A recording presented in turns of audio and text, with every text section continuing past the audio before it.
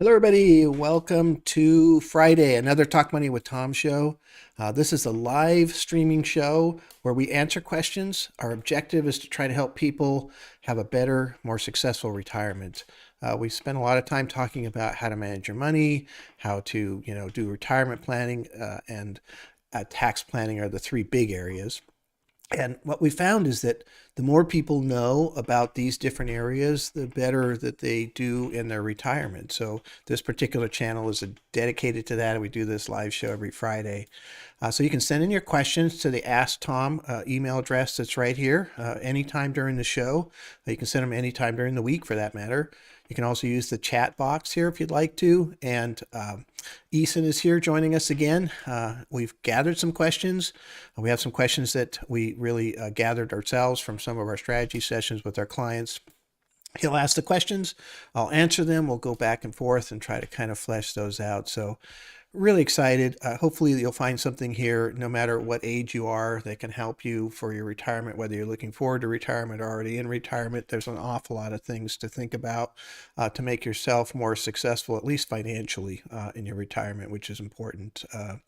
And so if you're interested in kind of continuing your education beyond this show, we have 750 educational videos posted on this Talk Money with Tom YouTube channel. And so you can subscribe to that channel, hit the little bell button, and you'll also get notified when we put new content on, so you can kind of keep up with what's going on in those three areas. And so, of course, if you really want to, you can also meet with us. Eason and I are available for appointments. You need to go onto the website and hit the book appointment button and pick a half hour, phone or video appointment, and we can talk to you, about your specific situation or specific needs. So really look forward to being able to help out today. Looking forward to today's show. I do like to start the beginning of the show just with a summary of what I saw happening in the market this week.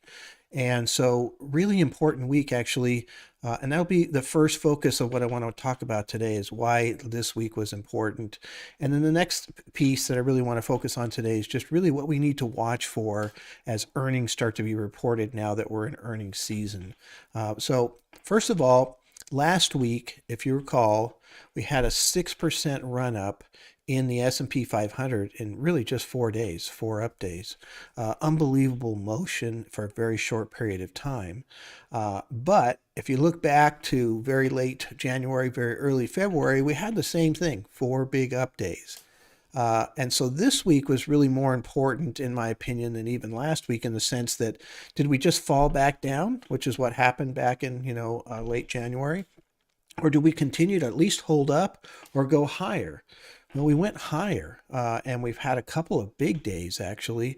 Matter of fact, we're up higher a little bit today even, which is kind of amazing. So really, really big motion followed up by this week. And this week is, I think, really puts a stamp on it that we're starting to change direction and trying to change direction. I would say very cautiously here that we've had a phenomenal run from the bottom last Monday till today, close to 9% motion in the S&P 500 in just really a few days. The S&P 500 averages around 11%, a little bit over that, but per year. So 9% rate of return in a short period of time is really stretching the rubber band. So that's my analogy, So you're stretching. It's bound to snap back here. We're kind of hitting a bunch of resistance points right now where the market is. So I wouldn't be surprised over the next week or two to see some softening, sideways motion, some drop backs down. That's very, very normal. Matter of fact, I would say that's probably a good thing, because oftentimes in order to get kind of that next big leg upward, we need to see some bargain shopping happen, and that usually happens because there's some kind of a dip, people come in, and I think the other thing that's really important here, we've had this big run up, but it hasn't happened on really big volume, which to me means that the institutions are still sitting on the sideline. A lot of this is being driven by individual investors. And so I think if we can get this little dip and we get another run, and we get another leg upward, I bet you that brings in the institutional investors at that point, because they're all competing against some benchmark like the S&P 500, and they can't sit on the sidelines when there's these huge runs happening. Just, eventually they have to get in. Otherwise, they're going to get too far behind their benchmark, and it can be very, very difficult to catch up as far as that goes. So, if you thought the market was going down and all of a sudden it's up 9, comes down a little bit and then jumps again, that's what I'm kind of looking at here as far as that goes. Now, there are lots of different things happening in this world right now that could reverse this pretty quickly. Specifically, I think one of the biggest threats is just the sanctions that are being put onto Russia, and how does Russia respond to that economically? Are there defaults? Do those defaults have some other contagion that might happen throughout the rest of the financial, system within the world? So I think that's the issue. We'll see what happens there. There's always some possibility at any point in time of something coming in, but this market's really strong right now. This is a very powerful move, very, very important. So the next thing I want to talk about is just earnings, and what we need to look for in earnings. There's really two main things. Are companies continuing to be able to increase their revenues? Yes or no?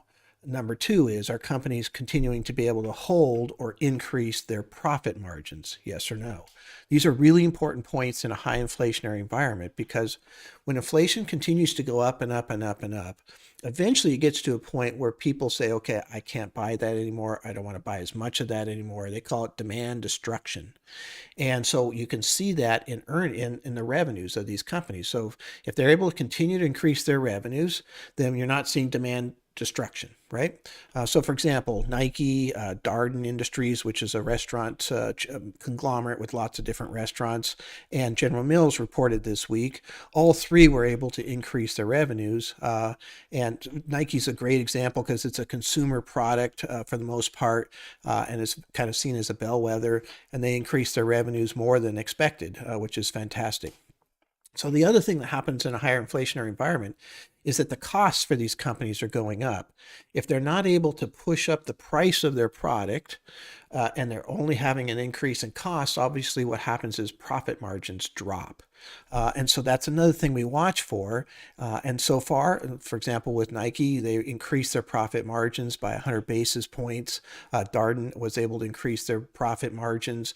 General Mills was the only one of the three where the profit margin shrunk a little bit. The CEO of Darden said that he felt that even though prices were higher, consumers were in a better place. They had more money and less debt, and they have a tremendous amount of demand to kind of get out there and really, do these purchases as far as that goes. So I think that's the key issues there as we start to see reported earnings. If you remember back to the summer last year, everybody was worried inflation's going to affect earnings, going to affect the revenues, and earnings jumped 36% year over year. And then they concerned about the fourth quarter, and earnings jumped 29% in the fourth quarter. So I think earnings are going to be the main story this year. I believe that earnings will continue to do well here, and we'll just have to see, what happens with the consumer in all of these other situations with higher oil prices, gas prices, and all these different types of things. But things are looking decent right now, and that's partly why the market might be going up. There's other reasons, mainly because a lot of people that were going to get out got out and left the people that were still buying in, and the market's run pretty well. And eventually you get to a spot where there's a fear of missing out that really does drive this thing. So I wouldn't expect it to continue to go, 8-9% every 8-9 days. So again, I would expect some type of a pullback here, or at least sideways motion for a little while, before we might see another bigger leg up even than we saw now. So really interesting market as usual, and look forward to seeing what's going to happen next week. All right, Ethan, what do we got for questions? So our first question is, do my required minimum distributions affect my Medicare premiums? Yeah, it's really interesting. So here's some scenarios that I'm running across, and I think this is a really important future looking concept, is that people have saved all of this money in their retirement plans, mostly 401ks. We see very large 401ks here in the Valley, right? Because great matches, people make good money. So putting away, money is easier when they have high salaries. And so we're seeing a lot of $1 million plus 401ks just kind of littered all over the valley here. And the problem is that eventually you have to start taking money out at 72. There's a required minimum distribution. And so that required minimum distribution, it starts off fairly small, 4.5%, give or take that first year. It grows as a percentage every year. Probably your account would grow over time also. So all of a sudden you're older, 80 or what have you, and you're having to pull a lot of money out of these plans. We call it the tax time bomb. And one of the casualties of that is Medicare, because Medicare is means tested, which just means the more you make and you trip these certain levels, then you have to pay that higher cost for Medicare. It is potentially temporary. They look back for 2 years, so it could come back down. But if you have a high required minimum distribution, it's probably not coming back down. It's going to continue to get even more onerous as far as that goes. So I have clients in this situation, and I'll tell those people that are not that deep into their retirement, this is a really big area to look at. In my opinion, this is where the Roth conversion has a real powerful component because, at some point in your late career or right after retirement, you start to convert assets to Roth IRA accounts, which you can do. That's taxable. That could affect your Medicare. But what you're doing is you're getting rid of a future liability because as you move it into this Roth IRA, it's growing tax-free and there's no requirement for distribution. And so that's a way to try to control mostly the tax time bomb, but also this potential for having a higher income than you really need, causing a higher, and it can be quite a bit higher, 2 to 5 times more for Medicare, just because of the required minimum distributions. It's a good problem to have. It means you have money. I don't want to complain about that, but there are some strategies that can be employed here if we think about it. And this is something you and I work on quite often with clients. Is really trying to help out with this particular area. So yeah, it's a good question. Yeah, and usually there's that 2 year lag period. So for your 2022 premiums are based on your 2020 tax returns. So you won't see these when you initially start your RMDs. You'll see this probably at 74, Yeah. and then it'll start to escalate from there on. Yeah, it makes some argument, and you have to do the calculations to make some of your Roth conversions earlier before you get into that 2 year window. So theoretically, if somebody retired at 55 and they weren't taking, Medicare obviously till 65, they've got 8 years that they can try to do a lot of conversion work. Doesn't impact their Medicare. Maybe they lower their conversions or they're done by that 2 year window prior to 65. If you're retiring at 65, and there's different things that you can do, but this is a big part of the planning process for tax planning, and it impacts Medicare too. So I think this is huge. I wish more people would pay attention to these things. So our next question is, I got a new job. What should I do with my old 401k at my previous company? Okay, so generally speaking, in my opinion, a 401k, just from our analysis and how many times we've looked at them and what have you, is inferior to an IRA. And you can roll that 401k into an IRA. There are some exceptions, which I'll talk about here in a moment. But the reason that I like IRAs versus a 401k is predominantly because I have generally less cost. There's quite a bit of cost. We have to do a lot of research on all the 401ks if we're recommending to roll them over. There's a lot of administrative costs and different things along those lines, that you can kind of get rid of. But the main thing is you generally have, limited selection as far as what you can pick. And, you might have 40 or 50 different options as far as that goes. Versus an IRA, I can do anything, any stock, any bond, any ETF, any mutual fund. I mean, there's probably over 10,000 different selections to build a portfolio. And I think more selections, at least in my opinion, adds up to a better rate of return and a better portfolio as far as that goes. There are some options within the 401k now where they can do this, what's called self-directed brokerage, where you kind of have the same options as an IRA, basically anything as far as that goes. So you can make an argument for that. But again, you got to look at the expenses in total and make sure that that makes some sense. But there is one caveat to that. If you retire before 59 and a half, you cannot get money out of your IRA accounts without tax penalties. And there's one way to do it. It's called the Rule of 72T. And we've used that before. I won't get too much into that, but it's a little bit complicated. But they do have one little carve out. If you leave your 401k there at age 55, you can start taking money out of your 401k, right, without any penalty. And so maybe that would be a reason to leave it there so you can get that money out. However, if you look at what's called the sequence of withdrawals, you do not, if possible, want to be taking money first in your retirement from your retirement plans. Ideally, you've built up some taxable assets outside of your retirement plan, some regular assets, brokerage assets, individual, accounts. There's lots of different names for it, but just non-retirement plans. You want to live off of those. So if I retired at 55 and I had enough assets and I did my planning properly, and this is a big thing we talk about all the time, is trying to build up these, outside of retirement plan assets as a balance to all the different pieces. Then I can live off of that. I don't have to worry about taking money out of my 401k at 55 because I really don't want to do that anyway, because the sequence of withdrawals is a big deal. So yeah, it's an interesting question. There's lots of pieces that go into that as to what you should do, as far as that goes. And I think it's definitely a question worth thinking about. Yeah, and 401ks, especially if I wouldn't recommend rolling over into another 401k because of how a lot of friends that have done it, and it's a lot more troublesome than rolling over into an IRA if you want to consolidate your accounts so you have less accounts. Yeah.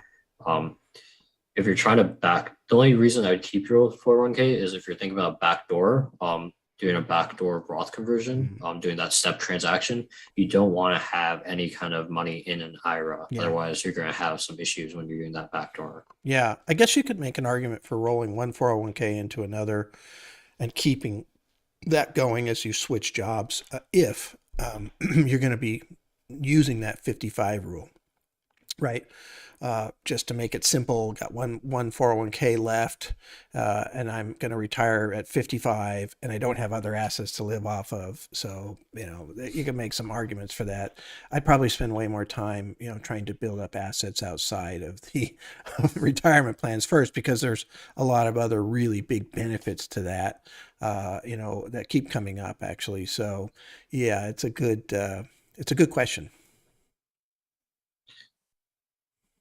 So a lot of people got a raise this year. It's just like, I got a raise, and how should I adjust my budget for this raise? Yeah, we just had an appointment over the last couple of weeks, and client was basically talking about when she gets a raise, she says, "Hey, I'm already living off of what I was earning, and so I just saved my raise. I put it into different areas. I add to my 401k, my HSA, add to my brokerage account, those type of things, and that's a great way to get to an early retirement, which was her big goal, and so it got to be a little interesting to see how that plays out with this higher inflationary situation, because overall, nationally, the wage rates, growth of wages roughly 4%. Inflation's roughly almost 8, right? So there could be a little bit of a difficulty in that because we didn't have that before. Used to be, wage rates were going at a faster, or at least an equal rate to inflation. So it depends. Everybody's got different situations, but that's probably the ideal scenario, is that you just continue to live the same standard of living, and you don't have this scenario where every time you get more money, your lifestyle grows. Sort of like a goldfish. You keep moving it into a bigger container and it keeps growing bigger and bigger, and you never have any savings that way. And so anyway, that's what we're seeing within our most successful clients. Yeah, and the idea is you always want to be living within your means, and so maybe you don't have to completely save that raise, but you maybe save a portion of it. Make sure that whenever you get a little bit more money, you make sure that you save a little bit more if you can. Yeah. That way, in the long run, because when you're doing this for the long haul, you're not. So a couple extra $100 every month can make a big difference in like a 20-30 year period. Yeah, yeah, it really can. And that again, what you just touched on there is the number one success piece for our retirees is they're good at saving, period. That's number one.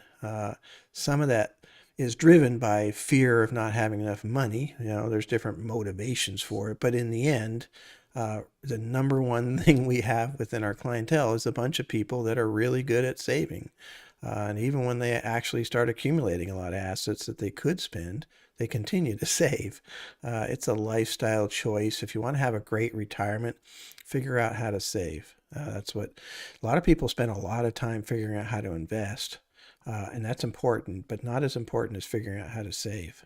I've seen people that aren't that great at investing that still have really high net worths because they save so much. I've seen people that are really good at investing that have very small net worths because they don't have any money. They didn't save anything. They always spent it, right? So saving first is a key issue, definitely. So this is a question that is becoming more kind of a more prominent question as time goes on. How do I plan for my aging parents who don't have enough money for retirement?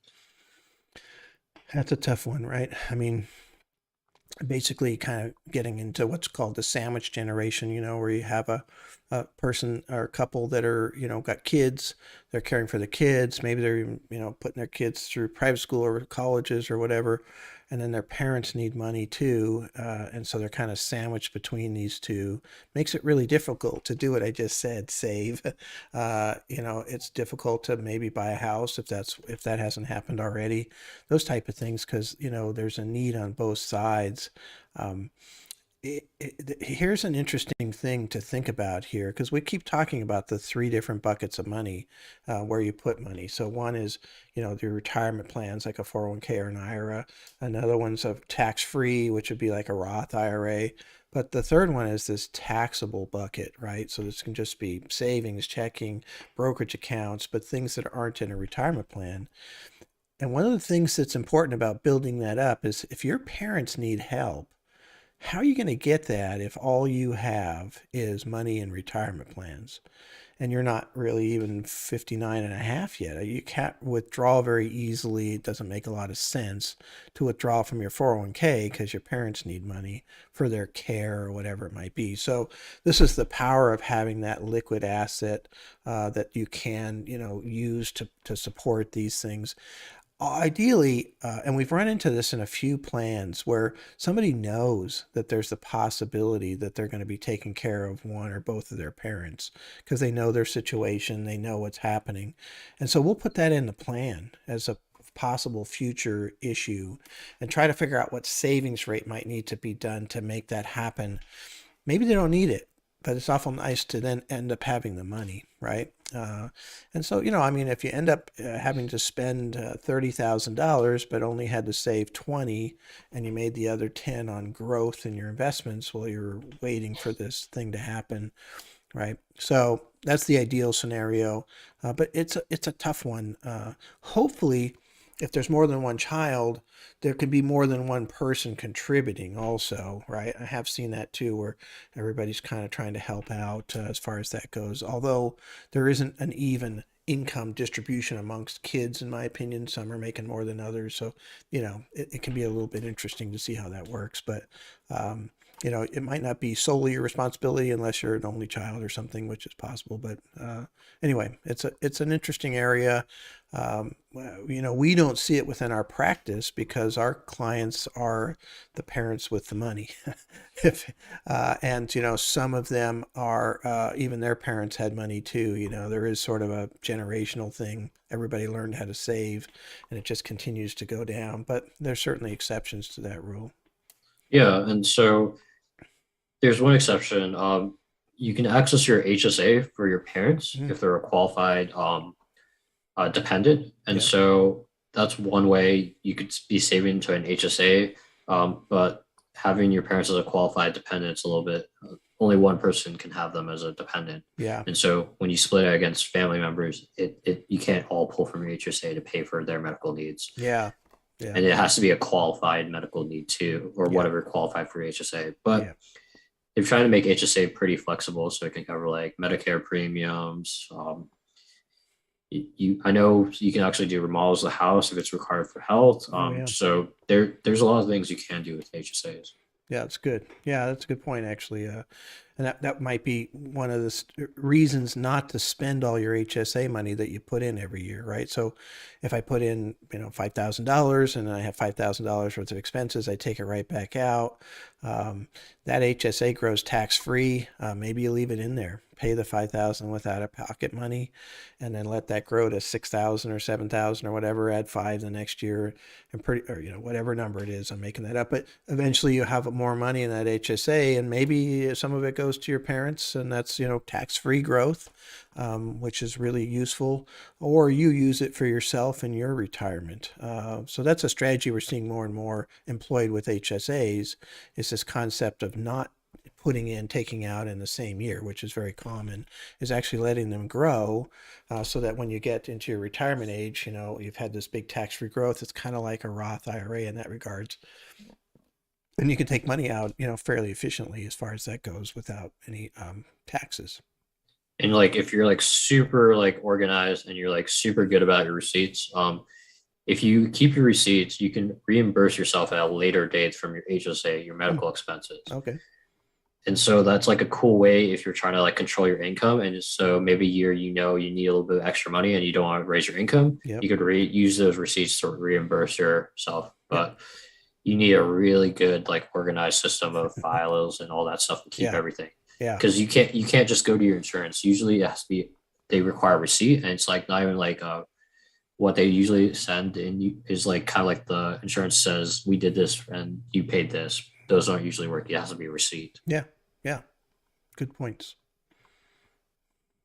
So our next question is a life insurance question. Okay. How do I know if I have enough life insurance? Yeah. Well, first of all, we determine this through doing an estate plan. But there are a bunch of questions that come up, right?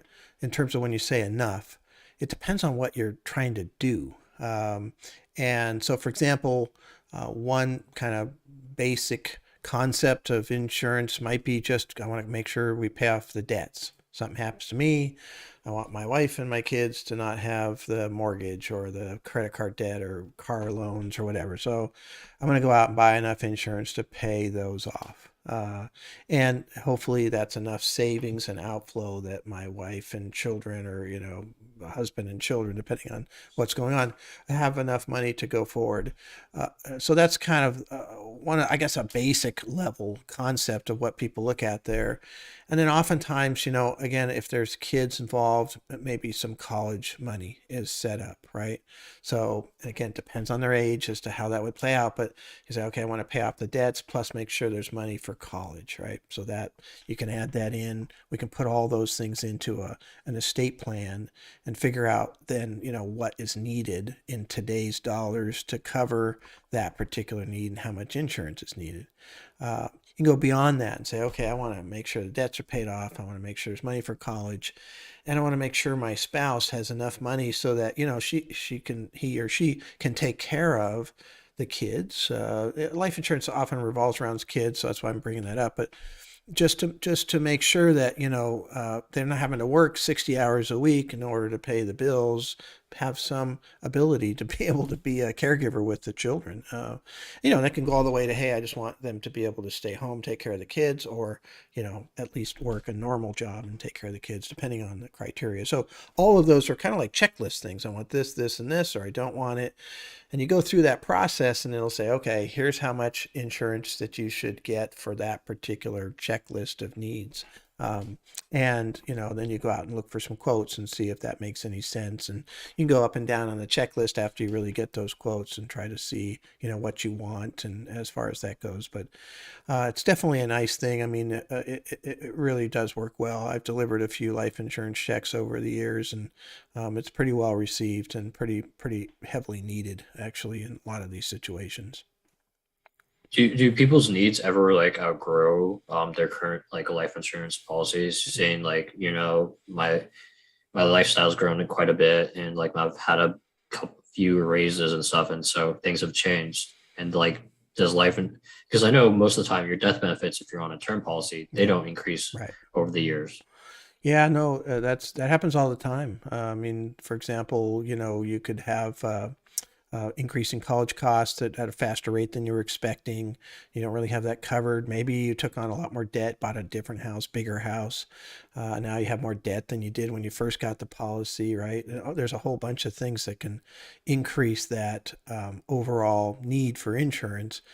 Theoretically, you go back and you reapply for another policy to kind of add on to what you've already got. That works fairly efficiently, except for the fact that you could be uninsurable or at least rated because of different health issues. So usually it's better, especially if you're going to use term life insurance, to just get more than you think you do to accommodate that. Because now I'm okay. I got underwriting through. I passed, right? I got where I needed to get with that. And But that would be the other option, is to just add on to that. And I've seen that happen quite a few times also. So this is another state question. I inherited some money and I want to invest. What are some of my best bets in the stock market right now? Hmm. Okay. Well, obviously, it would help to know ages and risk tolerance and kind of what people are looking at. But just in terms of generic category that I would be looking at right now, my favorite category is semiconductor stocks at this point in time. And you can buy individual stocks like AMD and Nvidia and Marvel and Broadcom and these different things, or you can buy an index like the iShares Semiconductor ETF, which is a symbol SOXX, which is what we're using right now. And the reason I like semiconductors, first of all, they're down more than the market still right now, even though they've had a big run in the last couple of weeks. They're still off, almost twice as much as the S&P 500. So I think there's some bargain, potential there. But more importantly is just the demand picture for semiconductors is really unbelievable when you really read into what's going on. The world is digitizing at a very fast rate, requiring more and more semiconductors. There's only so many companies, actually. It's very difficult, high-end labor, big, really high-end plants with clean rooms in some cases and those types of things to really make these things. And so, what we've read so far, for example, is that the semiconductors companies, for example, for 2022, have already sold out all of their capacity that they can make. If they could make more, they'd make more. That's a pretty good business to me. And I know semiconductors have a boom and bust cycle over the years. I just think in this particular environment, we're going to see a longer boom in this scenario, and I think there's some really exciting things going on with AI, autonomous driving, and all of these different the Internet of Things, everything's needing. Of course, cars are ramping up. I've seen, I think 10 years ago cars were roughly 30 semiconductors. Now it's almost 300 per car on average. I'm making that up, but it's something along those lines. It was pretty dramatic, a chart that I saw some years ago. So I like that category. I think that there's some value there. Some of the companies are a little overpriced and some of them are underpriced, and there's different things that are going on. But if I had an inheritance and was going to buy something, that's what I would do. For me, it really depends on your entire portfolio. Because like usually for these kind of like more targeted things, they should be a smaller portion of your portfolio, and so and you also have to be actively managing it. Hmm. Um, if I was doing it and I just wanted something that was super simple and I could just kind of sit on it, Hmm. I think about just some very basic like market indexes, your VTIs, your VOOs, and something that if you just stick with it, you're not going to pay a lot of expenses with it, and it tends to go up with the market, and you're kind of just wanting your stuff to grow without really putting that. You don't really have to dive into investing as much. Yeah.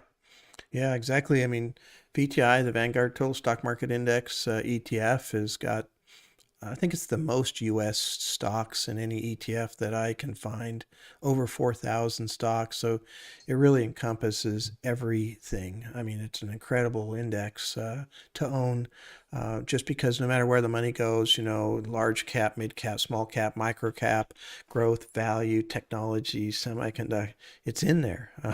Now it's market cap weighted, so the bigger companies are going to have a bigger impact, but that's still a pretty nice ETF. And then VOO is the Vanguard S&P 500 index. So it's just replicating and buying the index of the S&P 500, very low expenses. And the S&P 500 is my favorite index of the big ones to follow and watch for a variety of reasons. But one of the things that I think happens here is that it's very popular around the world. I'm going to buy U.S. stocks. I'm going to buy the S&P 500 because the Standard & Poor's has kind of put a quality screen on those. They choose those 500, so it's not just any company that's in there. They have to have a certain amount of earnings and what have you too. So there's like a committee picking that. They take some off every year and put some on. That's going on, and I think you get a nice diversification of a lot of different industries and a lot of different exposures. Mainly just large and some mid cap in that index, but yeah, those are really good indexes to own long term. I think you do quite well. Yeah, going off indexes, what are your thoughts on direct indexing versus, just using the index funds like a VTI, VOO? Yeah, so direct indexing is where you'd make your own index. There's some companies that you can go to and say, hey, I want to make this index. Probably more appropriate for somebody like us as money managers to do that and package together. Let's say I want to make a semiconductor index with just 8 stocks. I don't want to have some of these other stocks that I don't like as much. And so instead of buying SOXX, which I think is 35 stocks, I'm going to make one out of 8. I'm going to make a more narrow piece. And so I could put those together and make my own index and then buy it as a basket altogether within these companies. Uh, Maybe I'm really interested in very strict social, ESG type concept, environmental, social, and governance. And I really want to have just these specific companies, and it could be a fair number, 50 of them or what have you, that I think are doing it right. And I don't want to own some of these other ones that I don't like as much. It allows you some personalization over that particular index, and you put that together as one block, and you can buy, say, that 50 at once, basically, through these different companies. So I think it's really interesting, although it's fairly complicated. There's a lot of little transactions that happen. The paperwork part of it is kind of fascinating. We've never pursued it. I've looked at it several times. Uh, I think it's still a little bit in its infancy. When it gets a little bit cleaner and better, that's something I'd probably look at, actually. Having said that, it's awful easy to just buy these other indexes, you know.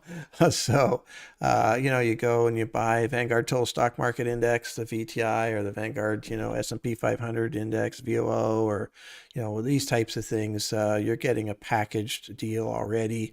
Might not meet all your criteria, but it's a lot easier. But direct indexing I think it's going to be a big thing, and more you're going to see people like me making direct indexes that I'll use within my practice or even offer to others. As far as that goes, so somebody else can just go buy that in that package that I've made. So there's several different things like that that are happening now, but we haven't delved into it yet. But it's a good question.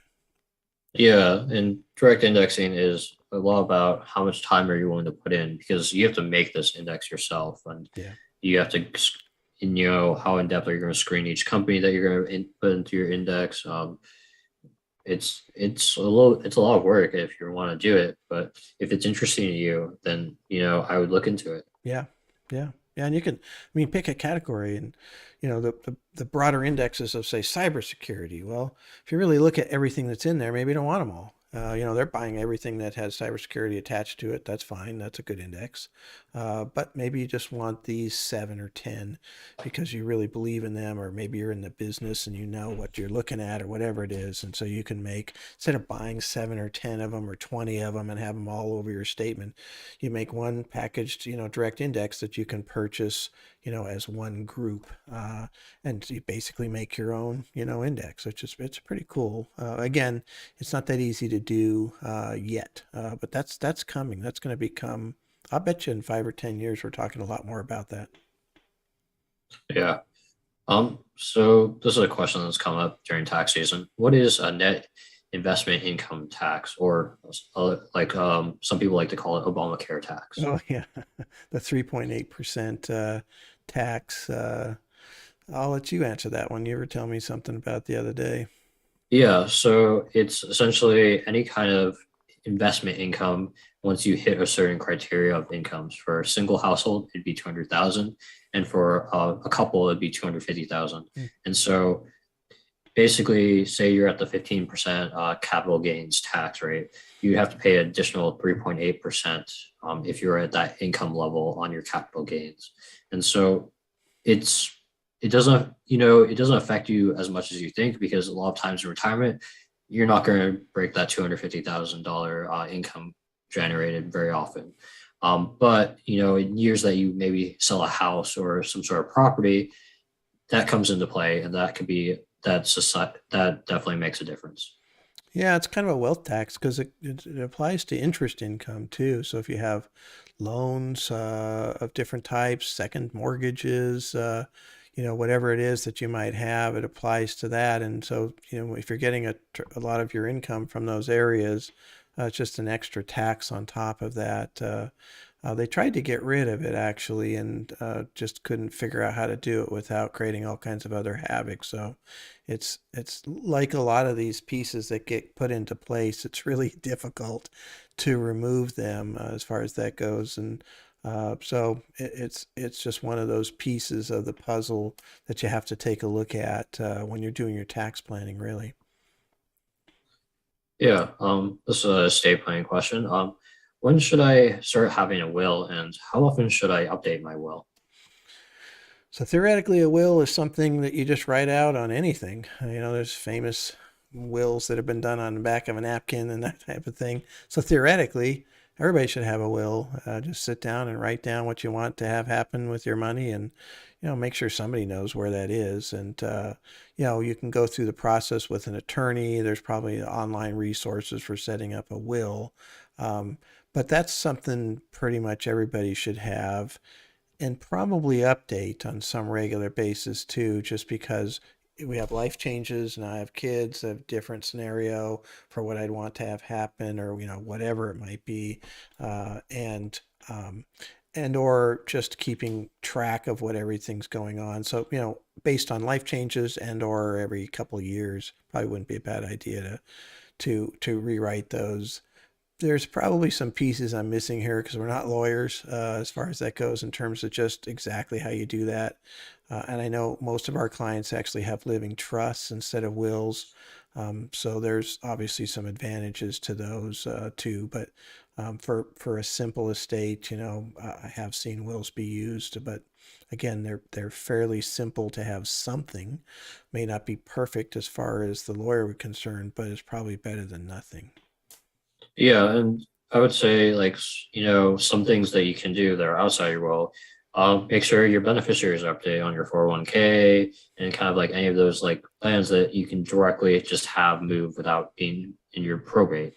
That's something super simple and it's super efficient too. And Yeah, you we know, go ahead. if you have a 401k without a beneficiary, it gets stuck in probate and that can take forever to get your money. Yeah, we had that within the practice. We had a client pass away, and the 401k didn't have listed beneficiaries, and it's created a huge nightmare for the settlement of that. It's going to be years before they get that money.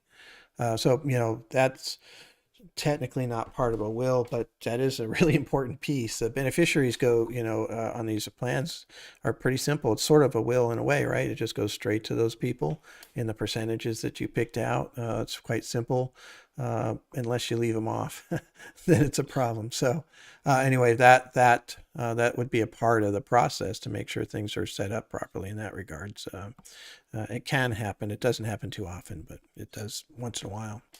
And that's the nice thing about having like someone rather than going through, like a legal Zoom or something that's kind of like cookie cutter and Mhm. sitting down with an attorney is, you know, you can the attorney kind of understands your situation a little better and you can kind of customize your will or whatever kind of Mhm. estate planning documents you're creating Yep. to fit your situation Yep. rather than just taking something that's cookie cutter that may hit most of the things but might miss some key things for you. Yeah. Yeah. I mean, lawyers are here for a reason, and they're doing a lot of work in the will and trust area for a reason. So it's probably worth talking to somebody to make sure that you get things right, as far as that goes. But okay, good. Another great show. I'm really excited that everybody was able to join us. I think we covered a lot of good subjects today. Again, you can subscribe to this channel. We have 750 videos here on this channel, educational and content that should be able to help you, as you can see from some of these questions, help you, learn more about retirement and have a more successful retirement. And essentially, you just hit the subscribe button, hit the bell. And of course, if you want to set up an appointment with us, you can just go ahead and, go to our website and hit the book appointment for a half hour, phone or video call. And we can see if there's something we can help you with. But enjoyed everybody coming today. Thank you very much, and have a great weekend.